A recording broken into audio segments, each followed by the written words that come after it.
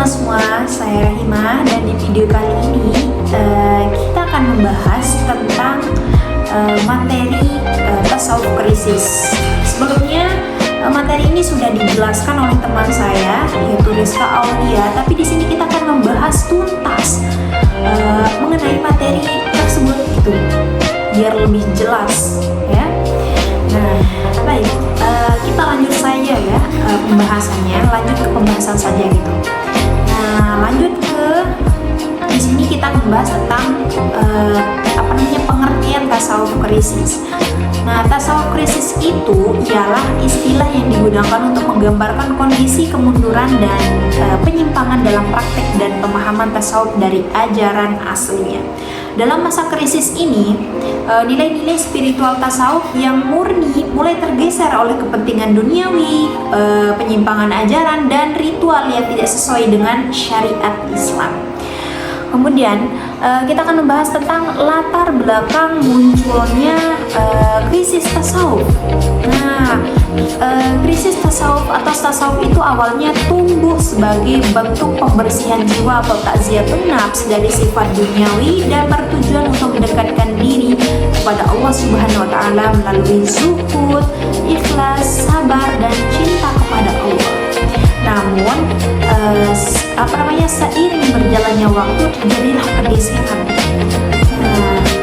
Termasuk di sini adalah yang pertama, sebagian sufi itu lebih menekankan pada pengalaman mistik tanpa memperhatikan syariat.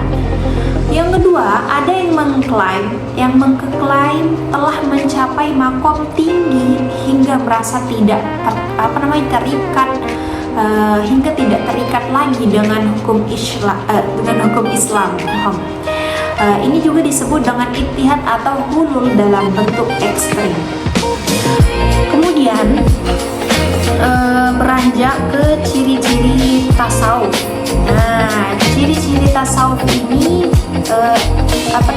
menonjolkan keramahan terhadap seseorang atau keajaiban daripada akhlak.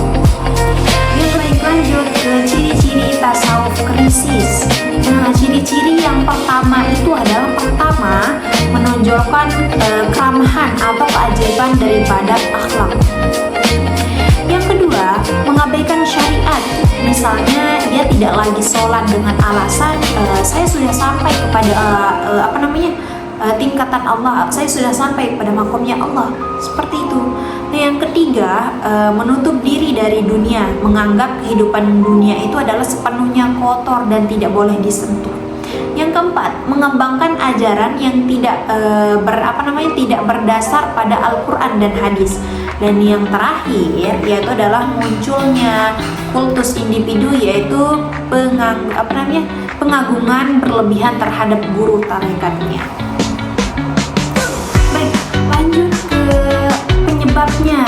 Nah, apa sih penyebab krisis tasawuf itu? Nah, di sini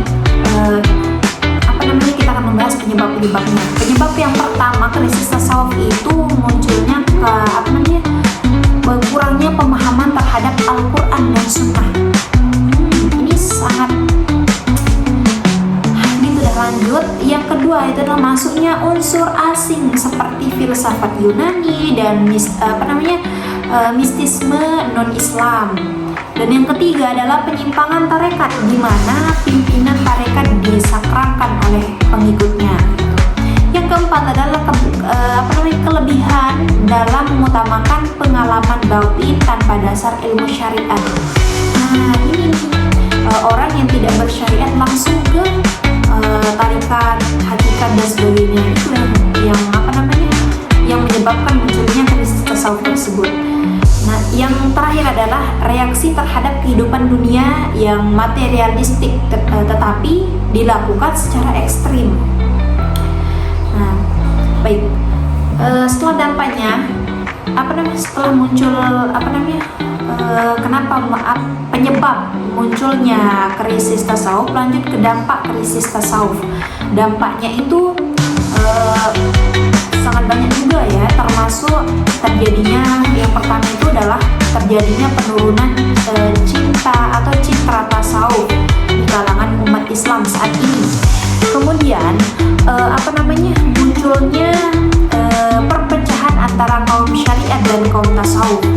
Yang ketiga yaitu adalah hilangnya tujuan utama tasawuf, yaitu pembentukan akhlak dan kedekatannya dengan Allah Subhanahu wa taala.